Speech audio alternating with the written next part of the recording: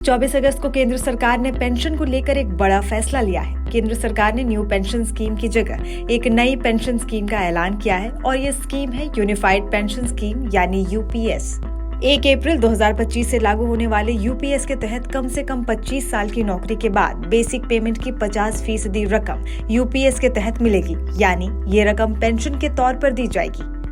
वहीं 10 साल की नौकरी के बाद कम से कम 10,000 रुपए पेंशन के तौर पर मिलेंगे। इस स्कीम से करीब 23 लाख केंद्रीय कर्मचारियों को फायदा मिलेगा। हालांकि कर्मचारियों के पास यूपीएस या एनपीएस में से कोई भी पेंशन स्कीम चुनने का ऑप्शन रहेगा। कुछ मुख्य विशेषताओं की बात करें तो यूपीएस के हकदार वही होंगे जो कम से कम 10 साल नौकरी करेंगे।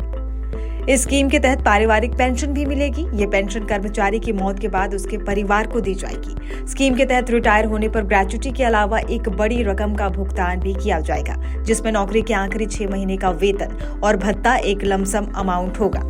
ये स्कीम उन सभी पर लागू होगी जो 2004 के बाद से एनपीएस के तहत रिटायर हो गए हैं। 2004 से लेकर 31 मार्च 2025 तक एनपीएस के तहत रिटायर हुए सभी कर्मचारी यूपीएस के 5 लाभ उठा सकेंगे।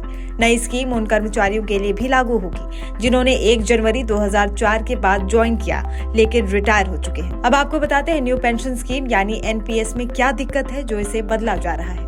नई पेंशन स्कीम में कर्मचारी का बेसिक सैलरी प्लस डीए का 10% हिस्सा कटता है। ये स्कीम शेयर मार्केट पर आधारित है और इसीलिए ये सेफ स्कीम नहीं मानी जाती। एनपीएस में 6 महीने बाद मिलने वाले डीए का कोई प्रावधान नहीं है। एनपीएस में रिटायरमेंट के बाद निश्चित पेंशन की गारंटी नहीं होती।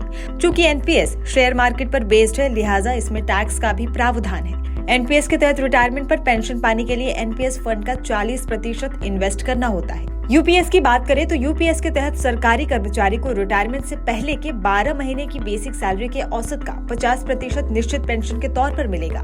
यूपीएस के तहत अगर किसी ने 25 साल काम किया हो तो उसे पेंशन मिलेगी। अगर किसी ने 25 साल से कम लेकिन 10 साल से ज्यादा काम किया हो तो उसे भी पेंशन मिलेगी, लेकिन रकम कम होगी। अगर राज्य सरकारें यूपीएस अपनाना चाहती हैं तो वो ऐसा कर सकती हैं। केंद्र की स्कीम से 23 लाख केंद्रीय कर्मचारियों को फायदा होगा। अगर राज्य सरकारों के कर्मचारी भी इसे अपनाते हैं तो कुल 90 लाख कर्मियों को उसका फायदा मिलेगा।